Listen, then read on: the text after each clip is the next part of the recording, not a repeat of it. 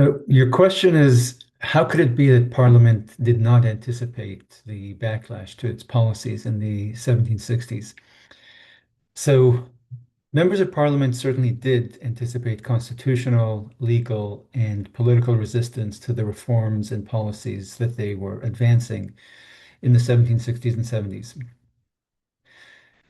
Because Parliament and the court both understood that they were engaged in an imperial reform movement designed to fundamentally transform America, to overhaul the structure and nature of government in the empire. And these were not simply taxes, they were an attempt to centralize the administration of the empire at the expense of self-government in the different localities. Um, so they knew what they were doing. They knew that it ran contrary to English political culture and accepted custom.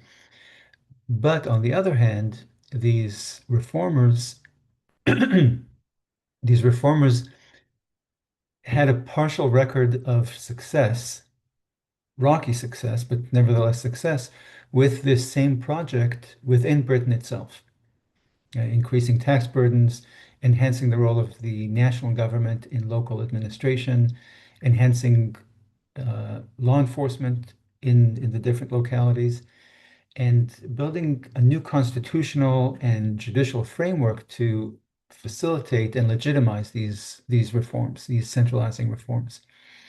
Um, so this was a slow process, which was still being contested in Britain even in the 19th century. But Parliament was making noticeable progress in Britain in the latter half of the 18th century.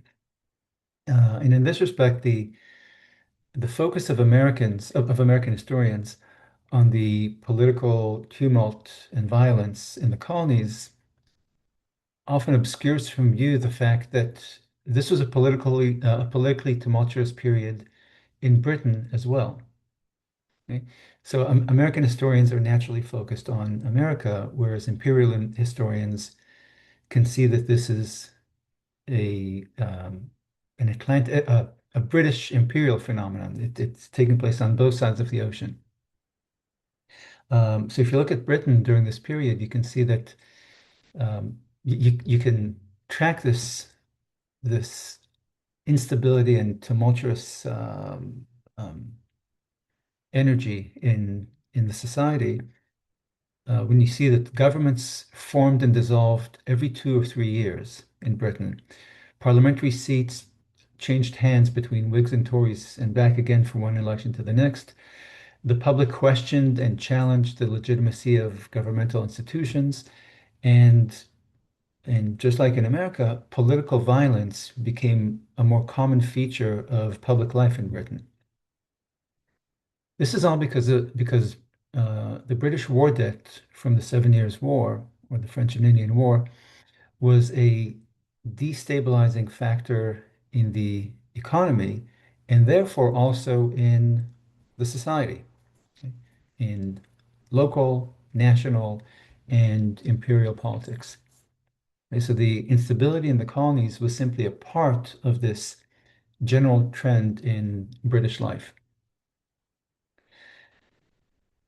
And the issue was that British people increasingly felt that tax laws and government spending did not reflect the public will, but instead reflected the interests of a well-connected few. And once they became convinced that that a political system designed to secure self-government had been corrupted, hijacked, British people demanded electoral reform to regain control over their government by extending voting rights to a wider segment of the society, curbing election fraud, cleaning out rotten boroughs, and enhancing public scrutiny and oversight over Parliament. Now, this push for reform in Britain manifested itself in petitions, public addresses, editorials, electoral campaigns, and motions in town meetings and in Parliament. But it also came in the form of urban riots that we recognize from America during this period, led by populist leaders like John Wilkes, who rode this wave of public disaffection into high office. Uh, the administrative and judicial reforms associated with increased taxation and more forceful tax enforcement and law enforcement sparked fears of arbitrary power or arbitrary government in both Britain and America. The theme of the opposition movement on both sides of the ocean was government by consent, linking taxation and law enforcement to political representation. Now, in America, the colonists conveyed this sentiment with the slogan of no taxation without representation. In Britain, opposition leaders expressed it with a demand for electoral reform. And indeed, the leaders of the electoral reform movement in England, and John Wilkes in particular, actually picked up the cause of the Americans as well during that period in the 1760s and 70s. And they were celebrated, recognized and celebrated for it in America. Okay, so this is the reform program, okay, the centralizing measures taken by the government was a British phenomenon taking place on both sides of the ocean. And therefore, the resistance also is a British phenomenon taking place on both sides of the ocean. And the resistance movements in Britain and in America were sister movements. Um, so Parliament thus faced popular opposition to its centralizing reforms in Britain itself, but nevertheless, these reforms continued to be implemented in Britain in fits and starts. And this rocky and um, not consistent, but uh, continual um, success at home in Britain might explain why Parliament did not anticipate the ferocious backlash it it faced in the colonies against the centralizing imperial reforms of the 1760s and 70s.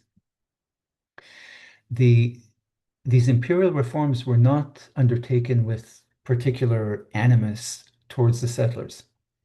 Okay, they were not a conspiracy against the colonies, but simply a symptom of a new governing philosophy in London from the mid 18th century on, and especially during and after the Seven Years' War, the French and Indian War. Um, it was a new, more modern bureaucratic logic which held that it's better to govern a society from the center rather than let the localities govern themselves in their different ways according to local circumstances and local custom. Now, all government bureaucracies have a governing ideology which reveals itself in the way that they operate. In the case of 18th century Britain, the bureaucracy was embracing a new governing ideology. And accordingly, the government led centralizing reforms in both Britain and America. And thus, it stirred resentment and resistance in both Britain and America. But in America, the government was weaker than it was in Britain, and the resistance was stiffer. Thank you.